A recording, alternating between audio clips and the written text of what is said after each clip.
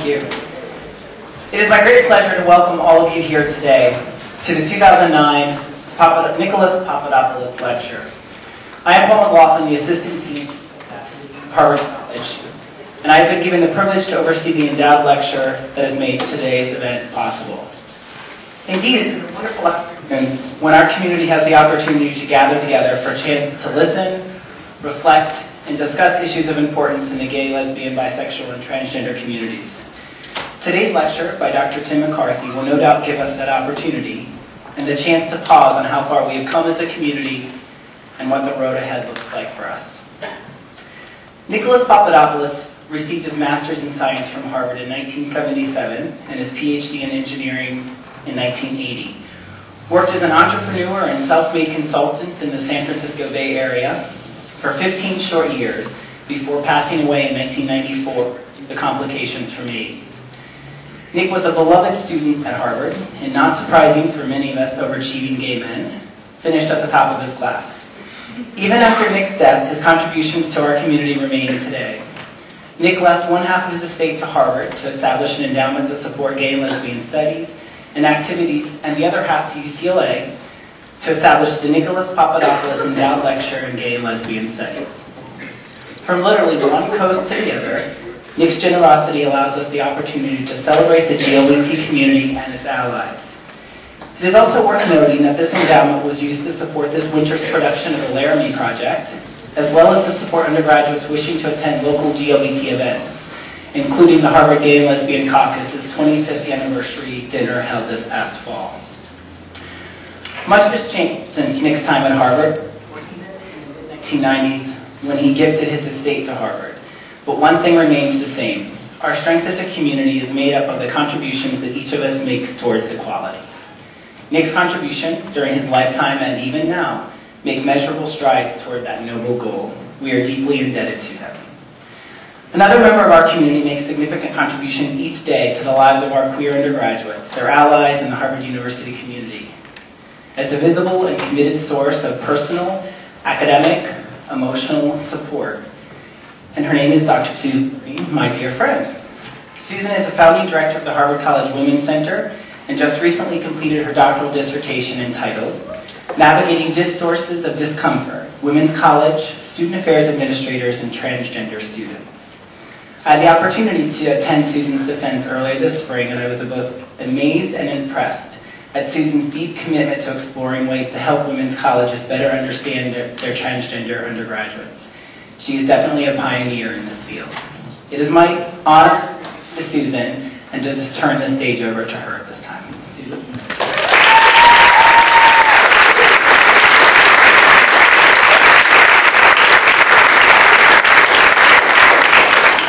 Thank you so much. It is my great pleasure today to introduce my friend, and probably yours, Professor Timothy Patrick McCarthy.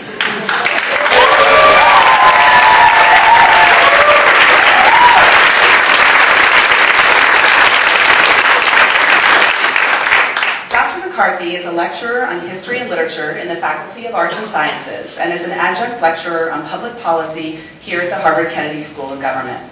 He's also a recently appointed faculty affiliate of the Carr-Ryan Center for Human Rights Policy and a lecturer and tutorial board member in the studies of women, gender, and sexuality in the Faculty of Arts and Sciences.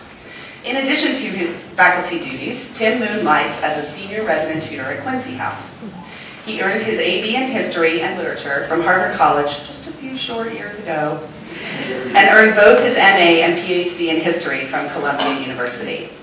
His research interests include 19th century U.S. history, African American culture from the slave trade to the present, and American protest literature and the radical tradition. And he has published numerous books, articles, book reviews on abolition, radical literature, and social movements. He's also published on African American history and activism, and of course, the past, present, and future of the American LGBT rights movement. In all of his spare time, Tim also serves on a number of committees, task forces, and other collaboratives designed to deftly upend patriarchal, heteronormative culture, both within the gates and beyond. He is a director of the Harvard Gay and Lesbian Caucus, where he serves as liaison to students, faculty, and staff, and with whom he recently orchestrated the highly successful 25th anniversary celebration of the Harvard Gay and Lesbian Caucus. Tim also curated the first ever LGBT film festival at the Harvard Film Archive in 2006.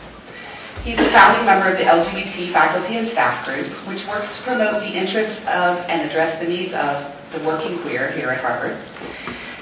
And his ardent dedication to students is evidenced by his ongoing support of LGBT life in the houses and as a steadfast cultivator of student leadership through his role as faculty advisor to the Harvard College Queer Students and Allies, formerly the BGLTSA. Not surprisingly, a student once called him a veritable queering house in his tireless fidelity to these many commitments. With both acerbic wit and the ever-presence of his melodious laughter, Tim ably models a creative, affirming, and utterly fabulous identity as a queer Harvard alumnus and scholar. In 2007, Tim took his particular brand of thinking man's fervor nationwide, becoming a founding member of Barack Obama's National LGBT Leadership Council, coming out for the candidate in July 2007. Not content to limit his penchant for activism to the ivory tower, Tim consistently brings the truth to a wider audience. And in the best tradition of other queer public intellectuals like Larry Kramer, Urva Shibad, and Judith Jack Halberstam, Tim has taken up the cause of keeping not only queer issues, but progressive issues as a whole front and center in the public discourse, penning compelling opinion pieces about our illustrious movements in publications such as Folha and The Nation. Friend to many, foe to the status quo, Tim is also the loving partner of C.J. Crowder. Here today to present the 2009 Papadopoulos lecture, Stonewall's Children, Life, Loss, and Love After Liberation, please join me in welcoming our brother-in-arms, Professor Tim McCarthy.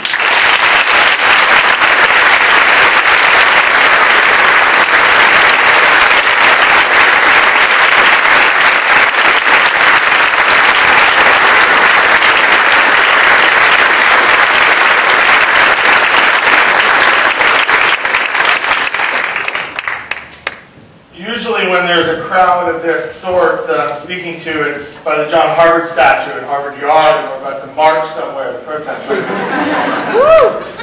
dean of one of the deans of the Kennedy School here, Joe McCarthy, no relation, but he's my younger, better-looking brother. But I noticed that the deanly types are right here to make sure that nothing can happen. We can't possibly march anywhere.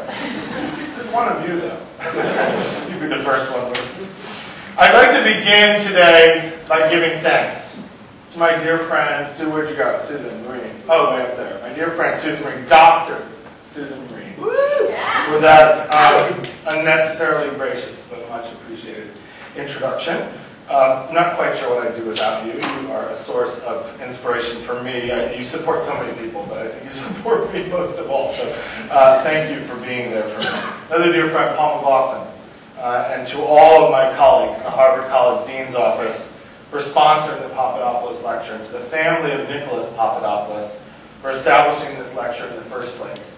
As one of my colleagues said yesterday, what a beautiful way to honor the life and legacy of your son. And I pray today that I'm up to that task. I'd also like to thank Joe McCarthy, Margaret McNulty, and the entire staff of the Office of Degree Programs here at the Kennedy School of Government, and to my new colleagues, Carr-Ryan Center for Human Rights Policy, for your support of today's events, but also for understanding that our rights are indeed human rights. To Thora Steingraber and Mary Alice McCarthy, Paige Ennis, Joe Angelo, David Grasso, Lowell Goshu, and the many, many student volunteers here at the Kennedy School for making today happen. It's the beginning of a community here, and it's budding, and it's beautiful. To all of my students, and there are a lot of you, in the college and at the Kennedy School for making me feel like Lou Gehrig, the luckiest man on the face of this earth. To our distinguished guests, Reverend Sister Irene Monroe, to Sky Johnson, to Dan Choi, where's Dan? He's back in the back. Stuart Milk, who had to leave, and to Dustin Lance Black for your leadership in the struggle. Your beacons for us. Thank you for being here today. My parents who couldn't be here today, I just spoke to them on the phone. My roots and my rock. For loving me always, even especially when I didn't love myself. For those of you who have good parents, you understand how important that is. and to CJ, the one, for finally giving me a reason to love. I want to dedicate this lecture today to my brother Malcolm Green, who couldn't be here today because he had to work a little extra overtime at work. He's a youth counselor in Cambridge. In a few weeks, Malcolm's going to become a father for the first time. He and his girlfriend are going to have a little girl. They're going to name her Malia. She's very popular. Not sure whether or not I'm going to be an uncle or grandfather. I prefer the first. A decade ago, when Malcolm was just 13 and I was slightly younger, I returned to Cambridge to become his legal guardian. He's the closest thing I've ever had to a son, actually. I was in the closet then. I was 26 years old. I was a graduate student, and I was very poor. And I was charged with raising someone else's child. I was in the closet, and needless to say, I had other things to keep me occupied. But Malcolm knew. One day after school, he asked me a very simple question. He said, "Tim, are you gay?" I had no answer. So, being a child, persistent, he said, "Tim, are you gay?" Still, I had no answer. And then the whammy. "Tim, it's a very simple question. If you asked me if I'm black, I'd say yes."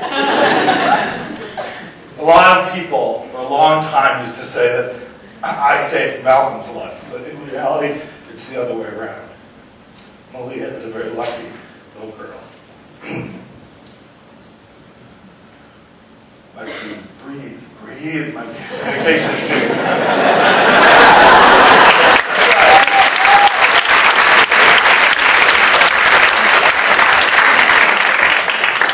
Those of you who know me well know that I am always in a constant conversation across the grave with James Baldwin. Just before I gave up church the second time, my junior year of college, I discovered Jimmy. And thank God.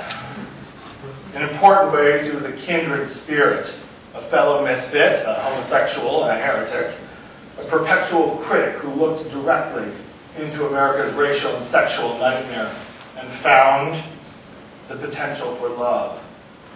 He knew that real progress required it. This is not an easy thing to find love and hate, especially when you have enjoyed more than your fair share of the latter and not nearly enough of the former. And yet Jimmy struggled to do just that. I'm not sure he ever got there, and I'm quite sure that we're not there yet. But he left us a remarkable record of his efforts, a roadmap of sorts. I wish more of us tried as hard as Jimmy did. In his breathtaking classic, The Fire Next Time, he wrote these words: "It is the responsibility of free men to trust and to celebrate what is constant. Birth, struggle, death are constant, and so is love, though we may not think so. And to apprehend the nature of change, to be able and willing to change. I speak of change not on the surface, but in the depths. Change in the sense of renewal." Now much has changed since Jimmy wrote those words in the 1960s, in the midst of all of those revolutions that liberated so many of us. We are right to desire change, to seek progress, to aspire to higher things, security and success, of course, at Harvard. But freedom and equality, the right to live lives of dignity and decency, such aspirations, these pursuits of happiness, are fundamentally human, and they animate our demands to be treated as such. Birth, struggle, death, love, common things, human things, the things we use to make progress and to measure it. It's been quite a year for progress. The end of the Bush era, a deep breath. The election of the first African-American president, gay marriage in Iowa. Between the caucuses and the court ruling, Iowa has become my new favorite city. We have much to celebrate. This June, we celebrate the 40th anniversary of another milestone, the birth of the gay rights movement. On the night of June 28, 1969, a series of public conflicts broke out between the police and the patrons of the Stonewall Inn, a popular bar in New York City's West Village. The Stonewall riots, as they were called then, became the symbolic spark for the gay liberation movement. In other words, Stonewall was, in a sense, to gay liberation what the bus boycotts and the sit-ins had been to the long black freedom struggle earlier in the decade. A people's unambiguous refusal to be treated as anything less than human. It's easy to look back at a world of closets and color lines and see just how far we've come. That's not to say that there still aren't too many closets and color lines. We are still en route to the promised land. For those of us who are queer, and I will use queer throughout this talk, more on that in a little while, progress has been relatively swift, especially when we consider just how long the black freedom struggle has been. This is not to privilege one form of oppression over another. I am not, as you know, in the business of privileging oppression.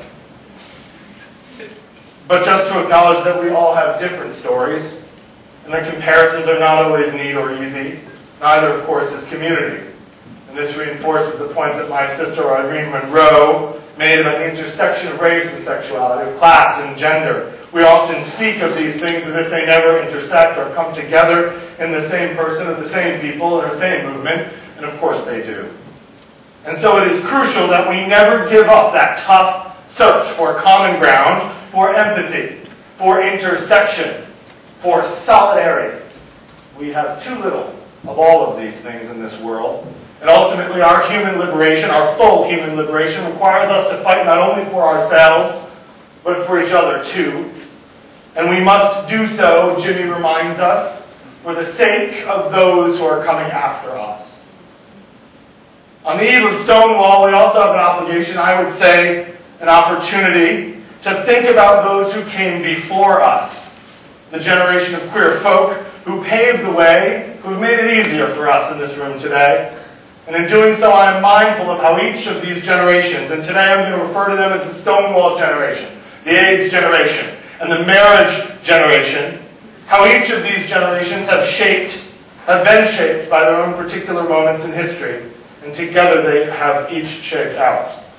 This is not to say, by any means, and I have actually argued against this in some of my publications, that Stonewall, AIDS, and marriage are the only way that we can see or understand the lives of lesbian, gay, bisexual, and transgender people. Far from it. But I do think, when we celebrate this anniversary, that they are useful touchstones to understand our modern history as a people, which is, after all, a complex story of life, love, and loss after liberation. I should say that I have a particular vantage point on this history. I was born 2 years after Stonewall. I know most of you thought I spent 12 or 15 years before Stonewall, probably. I was too young, thankfully, to have experienced the full horror of AIDS. And I am too old and radical, perhaps, to see marriage as the final frontier of our liberation. What follows, then, are the reflections of a misfit. So take them as you will. It started in a bar. Around 1:20 a.m. on June 28th of 1969. You know that time when Friday night turns into Saturday morning. A group of plainclothes police officers, looking something like me, raided the Stonewall Bar, a popular mafia-owned gay bar located on Christopher Street in New York City's West Village. The bar had been raided earlier that week. Raids on gay bars were common during this period, leading one observer to say, "Times are changing." I don't think that was, what's his name, who said that? Times are changing. It was some other guy who would go on. Who's the guy blowing in the wind? Bob Dylan. Woo! Yes, I'm a scholar of protest movement. Thanks, John McMillan. I know you're in the house. Tuesday night was the last night for bullshit, this observer said. On Wednesday and Thursday nights, grumbling could be heard among the limp-wristed crowd. Predominantly, the theme was, this shit's got to stop. The bar was crowded that night, more crowded than usual for a Friday. It was hot as hell, even for June in New York. Just before the cops arrived, one patron put a coin in the jukebox, and out came Mick Jagger's voice. "I can't get no satisfaction And that's not just because the Go-Go Boys weren't yet go-go and home with patrons. It wasn't easy being gay in 1969, so the liquor flowed and the night wore on. Same will be happening later on tonight. Who knows why or how the stars aligned that night? What mix of forces conspired to transform a bar of Moe's into the birthplace of a movement? Anger over the previous Tuesday's raid, a possible mafia tip-off, the sweltering heat, the restless crowd, the late-night timing, Mick Jagger's lament, the countless queens in the joint who were singing the very same tune, or perhaps it was the very full moon. We do know that it had nothing to do with the funeral of Judy Garland, which had taken place earlier that day, which a very snide and very straight observer had suggested was the cause of the subsequent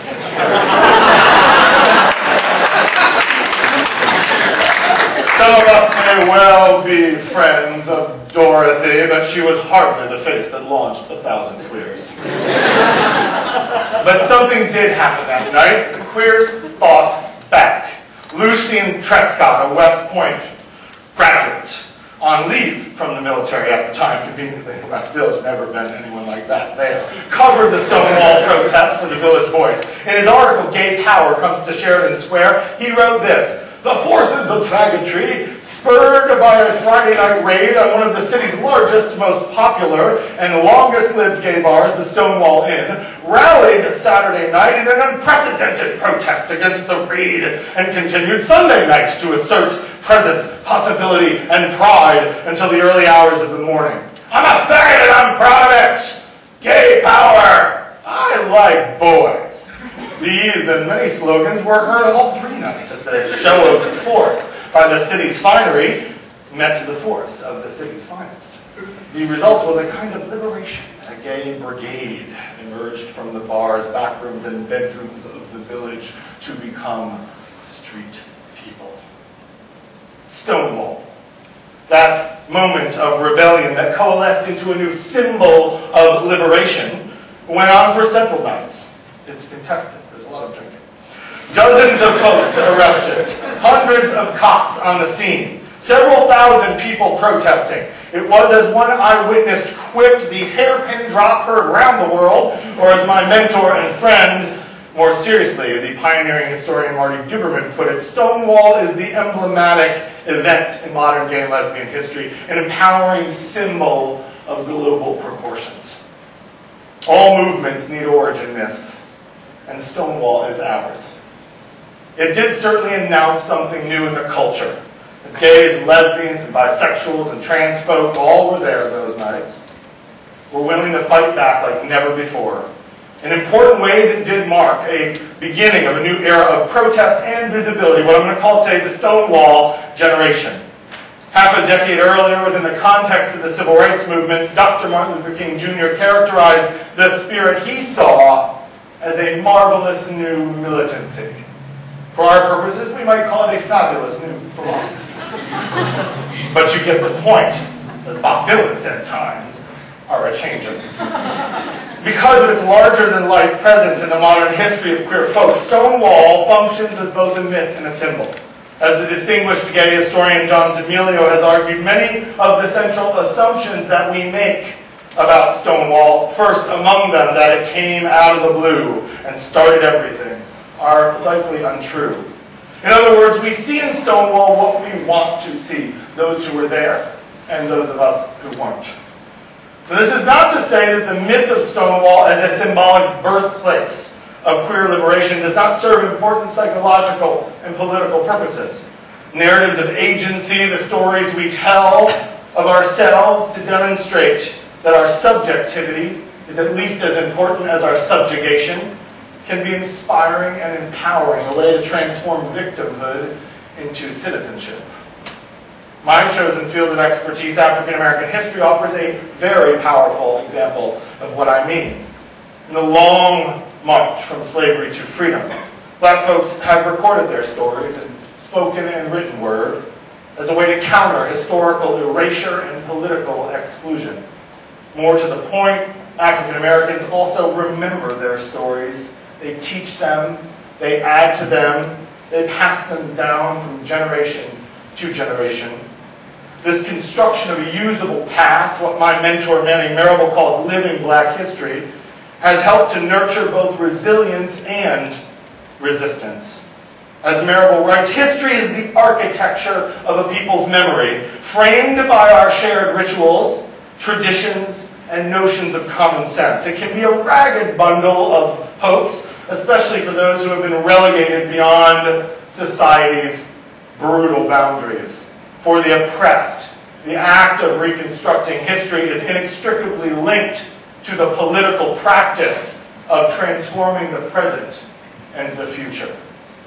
This helps to explain why on Inauguration Day, when President-elect Barack Obama stopped to shake the hand of Congressman John Lewis, the aging civil rights icon, he autographed his program with these words, "Because of you, John."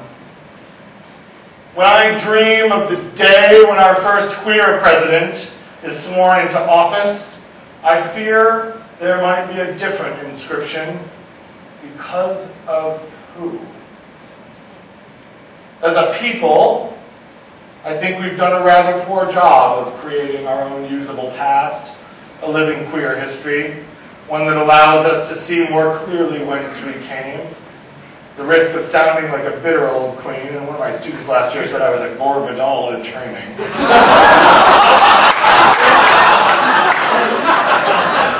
I can't wait until I get my throne. But seriously, how many queer identified students have ever taken a course on queer history, on queer literature, on queer politics? How many straight identified students have ever even thought of taking such a course? How many courses are there to take?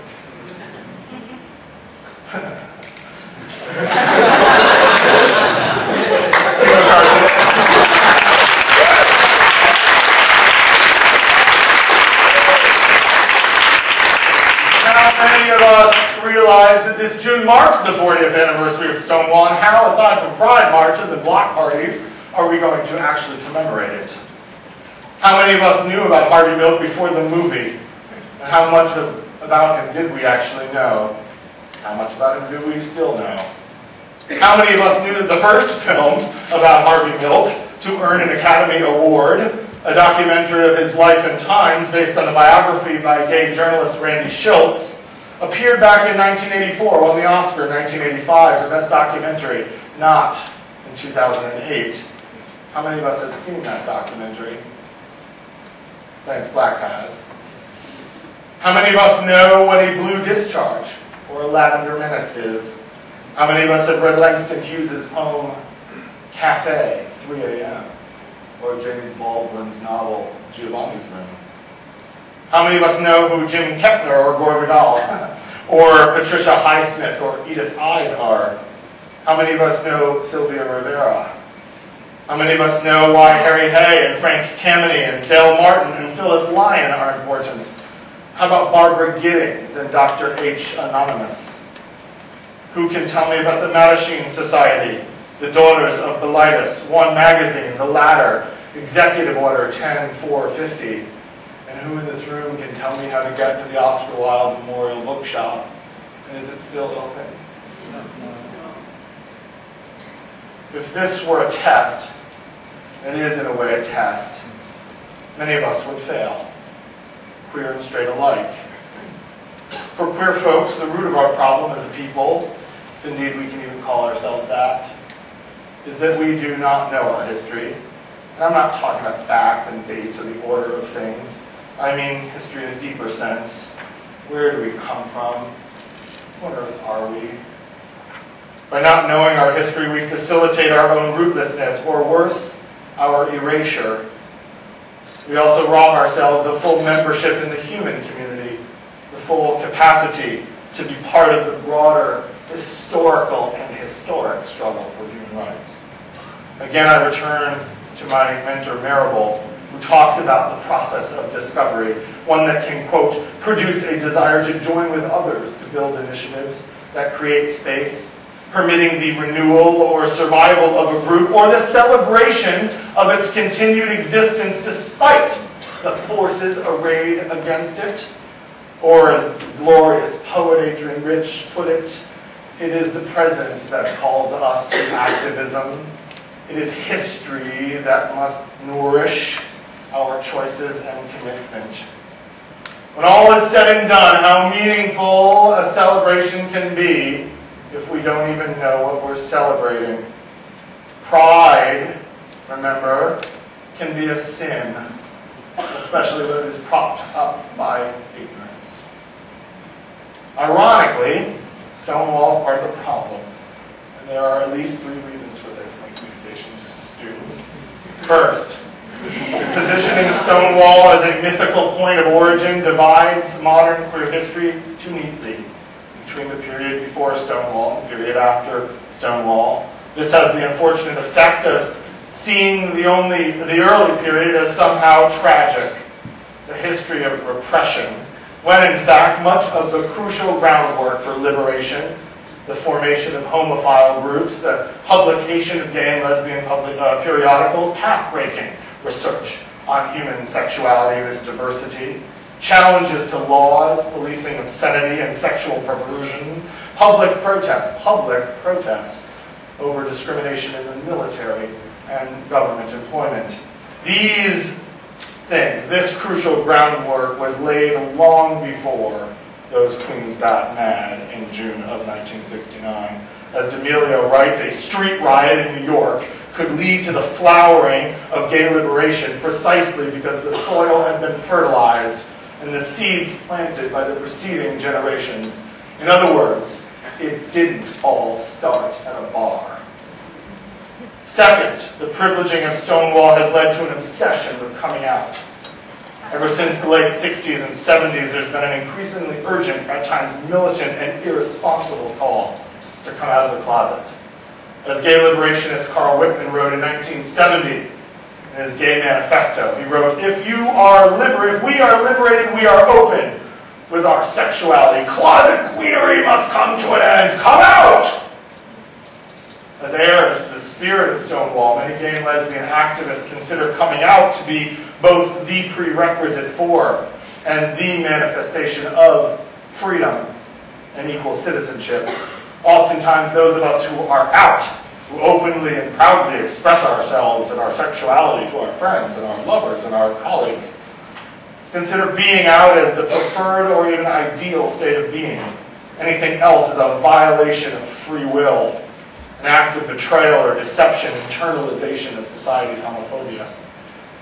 I'd like to suggest that such a perspective, one that affords being out a new normative or privileged status, runs the risk of participating in precisely the same processes of isolation and alienation that coming out was ostensibly meant to avoid. As out queers, we become complicit in the oppression of our own brothers and sisters, those who aren't out, those who are terrified to come out, those who will never come out or don't want to come out, those who, like most of us, are out to some folks and not others, and those for whom out is not even a useful term of identification. We would do well to remember that Carl Whitman, that same advocate for coming out, also had compassion for those who weren't yet ready to do so. In that same Gay Manifesto, he wrote, the fear of coming out is not paranoia. The stakes are high: loss of family ties, loss of jobs, loss of straight friends. These are all reminders that the oppression is not just in our heads, it's real. We must afford our brothers and sisters the same patience we afford ourselves. Not all of us experience liberation in the same way. Some of us, perhaps even most of us, have not yet experienced it at all. And yet modern queer histories paint a very different story. A quick sampling of the book titles in my office illustrate this point. No turning back! Coming out! After you are out! Out for good! Come out fighting! There is an unmistakable triumphalism here, a sense of pride and achievement for battles hard fought and hard won that nevertheless obscures a far more complicated history of gender and sexuality. This triumphalism reinforces the Stonewall origin myth. Before Stonewall, we were in the closet. After Stonewall, we were out for good. There is, of course, an explanation for this. With few exceptions, the principal chroniclers of modern queer history are themselves veterans of the movement. And activists are often the first to sacralize the Stonewall creation myth, often saying that they were there themselves. As I like to tell my students about Dr. King, everybody's at the March on Washington, and if everybody who said they marched with Dr. King actually marched with Dr. King wouldn't have had to march. Even those of us who are too young to remember Stonewall still identify powerfully and politically with its symbolism, and I am no different. But too much of our history focuses on the experience of those who have participated in the struggle. This has led to a distortion of the historical record, focusing too much attention on the experiences of urban, mostly white bourgeois gays and lesbians who are part of the movement and who have left a large enough paper trail to be taken seriously. Not coincidentally, these are also the folks who have largely determined the shape and scope of our movement today. Even when scholars and activists try to broaden the scope of investigation, say beyond San Francisco and New York, they still tend to focus on urban areas, what I like to call cosmopolitan homosexuality, in places where not coincidentally the major LGBT rights organizations are also located. This leads to a skewed sense of who constitutes our we, as well as a history and politics that is neither inclusive nor representative. And this leads to the third problem of positioning Stonewall as the starting point, the sense that we are moving inexorably and inevitably in the direction of progress. I began my remarks today by saying that LGBT people have enjoyed relatively swift progress, and in many respects that is true. But we need to look no further than the celebrity death match between court rulings and ballot initiatives to understand several things about our place in American society. First, that our rights are never guaranteed. Second, that we will always need to fight hard as hell to secure and protect those rights. And third, that we cannot rely on someone else to do it for us. Just as Harvey Milk understood. The former San Francisco supervisor, the first openly gay elected official in America, the mayor of Castro Street. A man with little reason to hope for much of his life, Milk became the embodiment of hope. Feisty, tough, resilient hope, the very best kind, for the Stonewall generation. At a speech to the California Democratic Council on March 10, 1978, he repeated this riff from his stump speech. You have to give them hope. Hope for a better world, hope for a better tomorrow, hope for a better place to come to if the pressures at home are too great. Hope that it will be all right. Without hope, not only gays, but the blacks, the seniors, the handicapped, the us's will give up hope. And if you help elect more gay people, that gives a green light to all who feel disenfranchised. A green light to move forward. It means hope to a nation that has given up. Because if a gay person makes it, the doors are open to everyone. Less than a year after this speech, Milk was shot dead in his office by fellow supervisor Dan White. And the night he was assassinated, as tens of thousands of mourners, queer and straight alike, walked solemnly with candles down Market Street into Milk's beloved Castro. It was clear that queer liberation would have to figure out a way to deal with loss. Loss of life, loss of leaders, the loss of hope. Few could have imagined that the loss of Harvey Milk was just the beginning. For queer people, the 1980s was the deadliest of decades, one in which the AIDS plague, as Larry Kramer put it, constituted a Holocaust for gay people. On June 5th, 1981, as it turns out, 3 days before my 10th birthday, the Center for Disease Control reported that in the period between October 1980 and May 1981, 5 homosexual men were treated for a rare combination of symptoms at 3 different hospitals in Los Angeles. On July 4th, Independence Day, the CDC reported that during the preceding 30 months, 26 cases of Kaposi sarcoma had been reported among gay men. 8 of them had died within 24 months of diagnosis.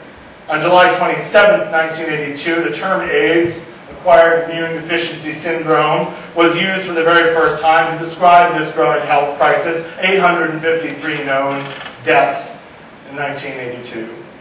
It is worth noting that the CDC was a voice in the wilderness in this early in terms of these early public warnings on AIDS. Most of the medical establishment either ignored it or made light of it. One medical journal went so far as to suggest that, quote, perhaps we've needed a situation like this to show us what we've known all along, that depravity kills. The dean of UCSF, one of the most esteemed medical centers in the nation, where a great deal, actually, of early AIDS research occurred, went on record with this homophobic gem, quote, at least with AIDS, a lot of undesirable people will be eliminated, end quote. It was this climate of professional irresponsibility and personal ignorance that led queer activists to establish their own public health and research organizations, like the Gay Men's Health Crisis in New York City, founded in 1982, to confront this crisis, in addition to radical groups like Queer Nation and ACT UP, whose ubiquitous slogan, silence equals death, became a symbol of the age. The Gay Men's Health Crisis occupied the front lines in an increasingly lethal cultural war that characterized much of the AIDS generation. It is not hyperbole to say that AIDS is one of the best modern examples, a dire warning to all of us of just how lethal it can be when elected politicians and respected academics and everyday citizens allow prejudice to infect their public responsibility. My students, many of whom were born as the 1980s were ending, often ask me why I hate Ronald Reagan. I always tell my students in protest literature that when we reach the 70s and 80s, I lose my objectivity.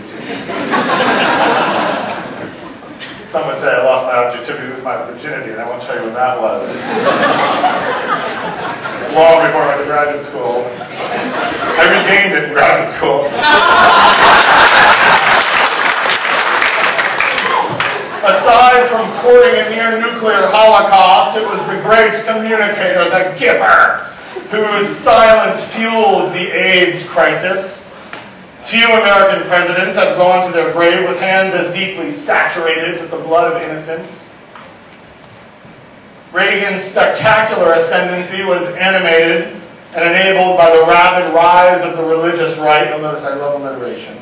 The so-called moral majority, as the Reverend Jerry Falwell and his fear-mongering foot soldiers called themselves. Indeed, it was Falwell himself who said that AIDS is the wrath of God upon homosexuals, a line he would reprise and revise years later when he absurdly blamed 9/11 on the abortionists, the feminists, the gays and lesbians, and the ACLU.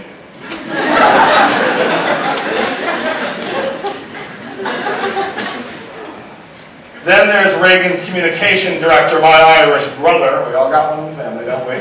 Pat Buchanan, who said, AIDS is nature's revenge on gay men.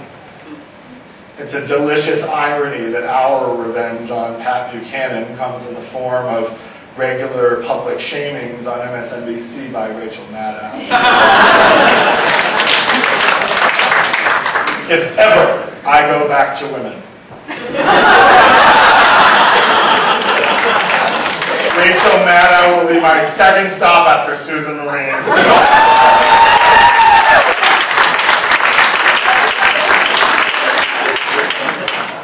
Not everyone in Reagan's circle was as providential as Falwell and Buchanan. Some of his handlers just like to make fun of death. Take, for instance, this October 15, 1982, Reagan's not that old, 1982, exchange between a reporter and White House spokesperson, Larry Speaks. Can't make this shit up. Journalist, Larry, does the president have any reaction to the announcement by the Center for Disease Control in Atlanta that AIDS is now an epidemic with over 600 cases? Mr. Speaks, what's AIDS? Journalist, over a third of them have died. It's known as the gay plague. Laughter. No, it is.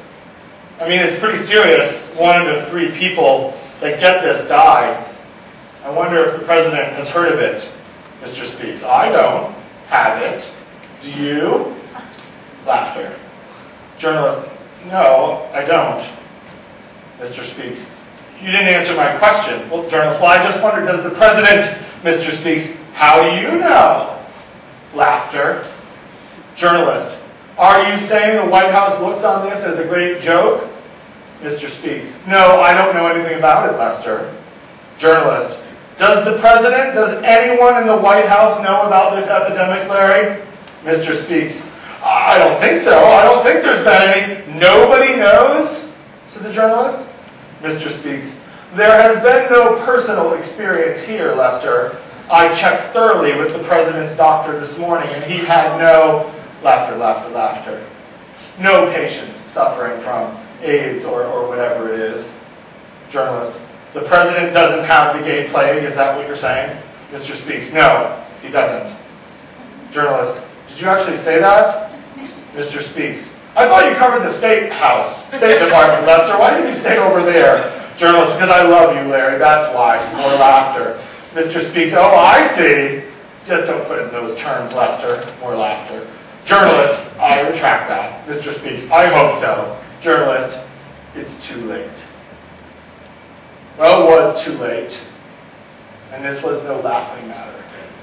By the time Ronald Reagan finally gave a speech about AIDS, on May 31st, 1987, near the end of his second term, 36,058 Americans had been diagnosed with AIDS, and 20,849 of them, well over half, were dead. A disease that had been detected among 5 gay men in Los Angeles had spread to 113 countries, with more than 50,000 cases. When Ronald Reagan finally went to hell, God rest his soul, in June 2004, as it turns out a few days before my 33rd birthday, the World Health Organization estimated that 40 million people were living with HIV across the globe. An estimated 50 million people were newly infected, and 3 million people died of AIDS in 2003 alone. To date, more than 25 million worldwide have died from the disease that our widely beloved President Reagan didn't acknowledge until he had nearly lost his wits. 33 million more are currently living with HIV/AIDS, 25 million of them in Africa. 2 million people die of AIDS every year, and HIV infection is rising right here in the United States among communities of color, not just there, but here, not just them, but us. That's a lot of blood on your hands, Gipper. Silence equals death indeed.